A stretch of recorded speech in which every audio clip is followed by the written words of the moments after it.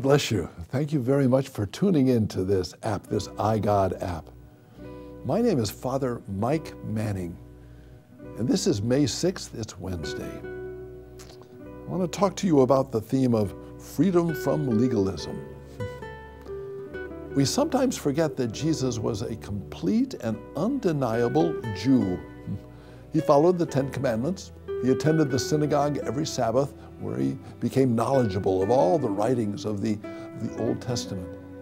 Every year, he would travel with his mother and father to the temple in Jerusalem to celebrate Jewish feasts. He observed all the regulations that prohibited a Jew from eating certain foods. And when he was 7 days old, his parents brought him to the temple where he was circumcised. We can say with great confidence that Jesus was a conservative Jew.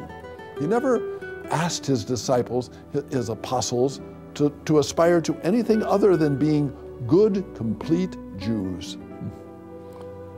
On the other hand, Jesus went against many of the man-made customs and traditions that religious leaders had set up. The commandment, "Keep holy the Sabbath," had over 600 prohibitions. Jesus rocked the boat in man-made human traditions, which he felt were not following the revelation handed down by his Father. Jesus believed it was more important to care for the needs of the people than to be held back by man-made restrictions. And so, time and again, we find Jesus in conflict with religious leaders. He healed on the Sabbath. And some healed people, he told to pick up their beds and go home on the Sabbath. When he and his disciples were walking through farm fields on the Sabbath, they picked and ate grain that had not been harvested. And when the woman was caught in adultery, although the law required that she should be stoned to death, Jesus saved her from that fate. Jesus also went against man-made regulations which said a Jew from Jerusalem should have nothing to do with fellow Jews from Samaria. Samaritans were considered heretics. Jesus ministered to them. He had a long private conversation with a Samaritan woman. Jesus' acceptance of women as his followers chafed against the prohibition of Jewish religious leaders. And so the early church was faced with a real dilemma. Jesus had never said that his followers should be anything other than complete Jews. But now evangelists were going into Lebanon, Syria, Turkey, Greece, and Italy, the land of the Gentiles. Although the message of Jesus was very attractive, offering God's acceptance, forgiveness, and salvation, the Jewish demand of fasting, visiting Jerusalem for special feasts, and especially the requirement that all men be circumcised, was becoming an obstacle to the growing of Christianity. The cry of many Jewish Christians was clear: unless you are circumcised according to the Mosaic practice, you cannot be saved.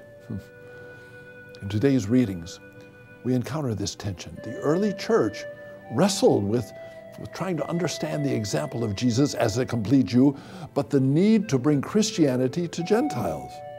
We know that after much prayer and discussion, it was decided that the Holy Spirit would allow Gentiles to follow Jesus without having to follow the regulations of food, pilgrimages, and circumcision. The messages are strong for us today. We can easily fall into a life of legalism and even scrupulosity. May we never forget that Jesus has come to make us free. The bottom line of law is to love God and to love our neighbor as ourselves. What a blessing we have in this freedom. We can truly cry out in the words from Psalm 122, the Psalm of today, "Let us go rejoicing to the house of the Lord." Thank you very, very much for watching the app. I hope you are blessed as much as we are blessed in coming to you. Now, would you take the time to let us know what you think of this app? Let us know if you agreed or you disagreed, or if you were blessed or you weren't blessed. It's important for us to hear from you. Send us an email. Pick up the telephone, give us a call, or get in touch with us through the webpage. Please, we want to hear from you. May Jesus' love for you always make you smile.